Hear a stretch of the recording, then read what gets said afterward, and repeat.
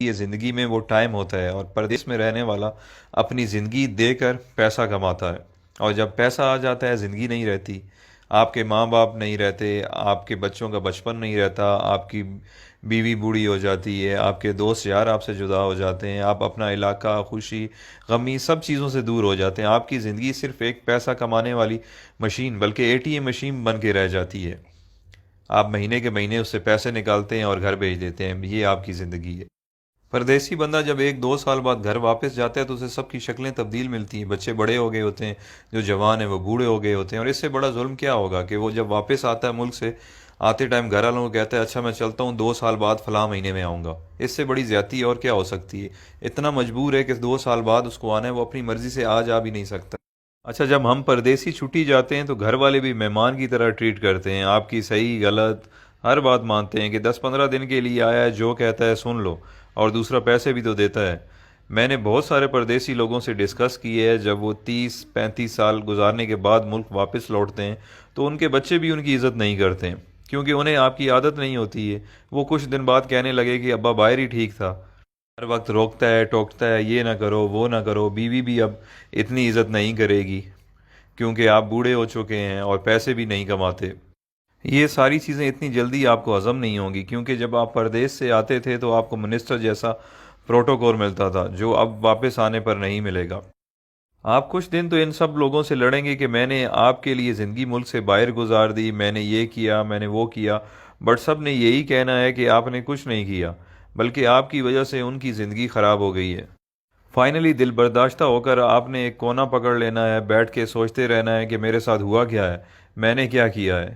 اس دوران لوگ آپ کو پاگل نہیں تو کم از کم یہ کہنا ضرور شروع کر دیں گے کہ بڈھا کھسکا ہوا ہے، اس کی باتوں پہ زیادہ دھیان نہ دیا کریں۔ آخرکار لوگوں کے بیہیویئر رویوں کو سوچتے سوچتے آپ حقیقت میں پاگل ہو جائیں گے اور اپنے خالق حقیقی سے جا ملیں گے۔ یہ ہے پردیسیوں کی زندگی کی سٹوری، جس میں خود بھی شامل ہوں۔ جو پردیس میں رہتے ہیں وہ میری باتوں کو اچھی طرح سمجھ رہے ہوں گے، کیونکہ جس پہ گزرتی ہے وہی جانتا ہے۔ اب آپ مجھے بتائیں اچھا فیصلہ کیا ہے؟ ایک طرف پیسہ اور صرف پیسہ ہے، اور دوسری طرف زندگی جس میں ماں باپ ہیں، بچے ہیں، بیوی ہے، دوست یار ہیں، اپنا ملک ہے، سب کچھ ہے۔ اللہ تعالیٰ نے ہمیں اتنے عظیم لیڈرز دیے تھے جن کی وجہ سے ہمیں اپنا ملک مل گیا، بٹ اس کے بعد بدقسمتی سے ہمیں اتنے بے ضمیر لیڈرز ملے ہیں کہ ہم اس ملک میں رہ نہیں سکتے، ہمیں کام کے لیے، روزگار کے لیے ملک سے باہر آنا پڑتا ہے، جبکہ ہمارا ملک وسائل سے مالا مال ہے، بٹ ہم پاگلوں کی طرح جیے فلاں بس نعرے لگانے کے قابل ہیں، اور یہی ہماری اوقات ہے۔ جس دن کرپٹ لیڈرز کو آپ نے جوتے مارنا شروع کر دی، اس دن آپ کو کمانے کے لیے ملک سے باہر نہیں آنا پڑے گا۔ یہ کرپٹ لیڈرز اپنی اولاد کی غیر موجودگی میں علاج تک نہیں کرواتے، اور ایمانداری سے پردیس میں ایک محنت مزدوری کرنے والا غریب انسان اپنے ماں باپ کے جنازے پہ نہیں پہنچ سکتا۔ آپ کبھی تجربے کے طور پر 1 گھنٹہ انٹرنیشنل ایئرپورٹ پر ارائیول اور ڈپارچر میں گزار لیں، آپ لوگوں کو اندازہ ہو جائے گا کہ پردیس میں رہنے والے اور ان کے گھر والے کس تکلیف سے گزر رہے ہیں۔ یہ ساری باتیں کرنے کا مقصد ہرگز یہ نہیں ہے کہ میرے پردیسی بھائی آج ہی نوکری چھوڑ دیں اور اپنے ملک واپس چلے جائیں۔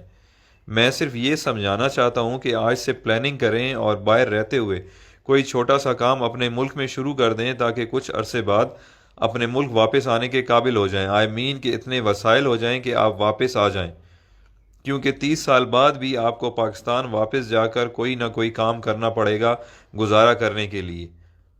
تو آج سے کیوں نہ شروع کیا جائے؟ سب سے اہم چیز جو ہے وہ ہے آپ کی ڈائریکشن۔ فار ایگزامپل، آپ پنڈی کی طرف منہ کر کے چلنا شروع کر دیں اور آپ کی خواہش کراچی پہنچنے کی ہو، آپ جتنی بھی جان مار لیں آپ نہیں پہنچ پائیں گے، کیونکہ آپ کی ڈائریکشن غلط ہے۔ تو سفر شروع کرنے سے پہلے اپنی ڈائریکشن درست کریں، آپ جیسا سوچیں گے، جیسا چاہیں گے، اللہ تعالیٰ اسی سے آپ کو نوازے گا۔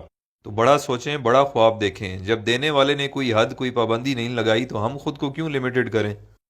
بزنس ہو، ایجوکیشن ہو یا نوکری ہو، سکسیس آپ کو اس فیلڈ میں مل جائے گی، بٹ دیکھنا یہ ہے کہ جس کی جستجو آپ کر رہے ہیں یا جو خواب آپ دیکھ رہے ہیں اس کی اہمیت، ویلیو کیا ہے۔